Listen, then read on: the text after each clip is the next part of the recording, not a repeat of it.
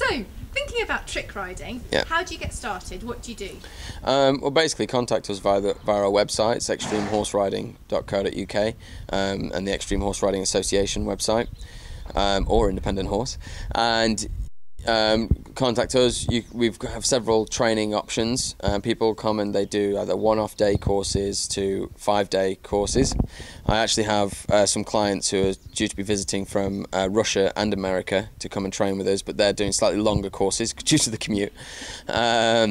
We also offer courses which are based on, so rather than doing 5 days in a week, there's a reduction if you do, say, 6 days over 6 weeks to 3 months.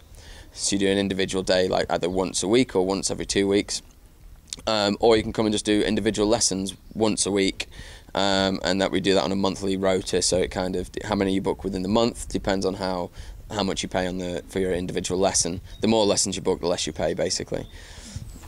And are there can anybody do it, or are there any sort of attributes that are useful, or any prior, if someone's a good gymnast, are they going to be a good trick rider? Yeah, if you're a martial artist, a gymnast, or you've dance background, then you're used to having very good body control, and therefore that will help you in the trick riding. It helps. You don't have to be an awesome rider to do it, because a lot of the stuff we do on the lunge, so it's working, using the horse almost as an apparatus. From a riding, the fitter you are, the more you're going to get from it. You need to be able, you want to be looking at, I can do 50 sit-ups easily, and I can do 20 press-ups, male or female, and that's going to give you a kind of idea of what sort of fitness you need to be at. If obviously the bigger, the less fit you are, the harder you're going to find it, and the less you're going to get from it, really. But if there's someone who's not sort of a tiny skinny gymnast, they can still come and have a really of good course, go and do a lot of things. yeah. I mean, there's lots of people of different shapes and sizes, but you just do need to be realistic as to how big you can be and do this. So if you do things like gymnastics, dance, that's really helpful, and also having a certain level of fitness, because it is you do exert yourself, don't you? It's a lot similar to gymnastics.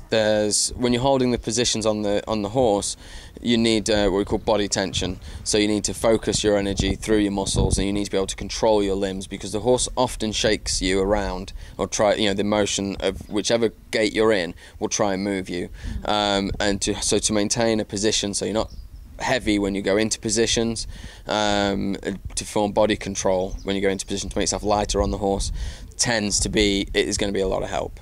And does your mental attitude have a lot to do with it? Because looking at, some people, for myself included, sometimes struggle to get on from the ground, say, but if you've got this, just because you don't think you're going to make it, or the saddle's going to slip, but it seems you have to have this really positive... The thing is, it's kind of just opening people's minds a little bit.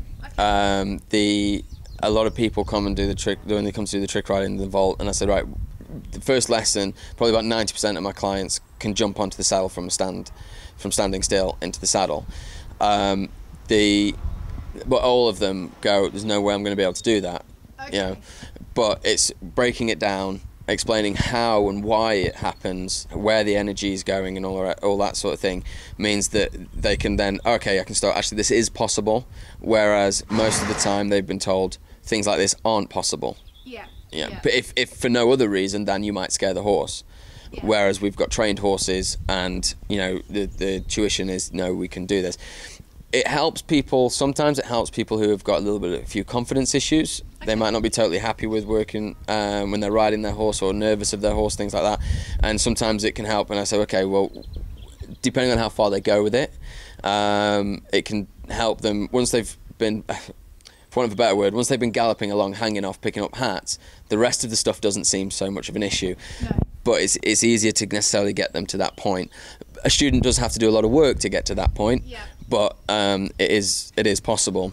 Other times it can be people with a little bit more of a cavalier attitude, that are a bit more, this is fun, I like horses, I'm interested to do something else. And it might sometimes it's just birthday experiences. People just come along and just go, buy their partner a lesson or something, and that's how it goes.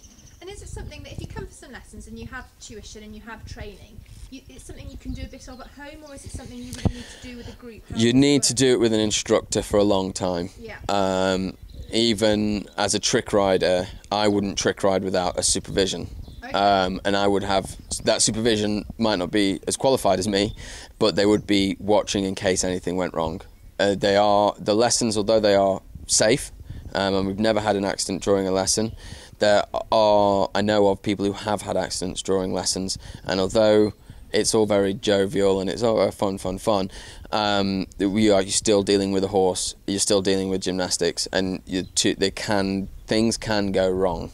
So I would not recommend, and also, you don't want to go home, start teaching a new horse to do it when you don't really know what you're doing. So I would not recommend that at all, unless somebody was exceptionally good, and unless I had personally seen the horse training and trained, and then, as in I trained them, and then even then I would say a long way down the line you can do it, but make sure you've got supervision with you in case of anything going wrong.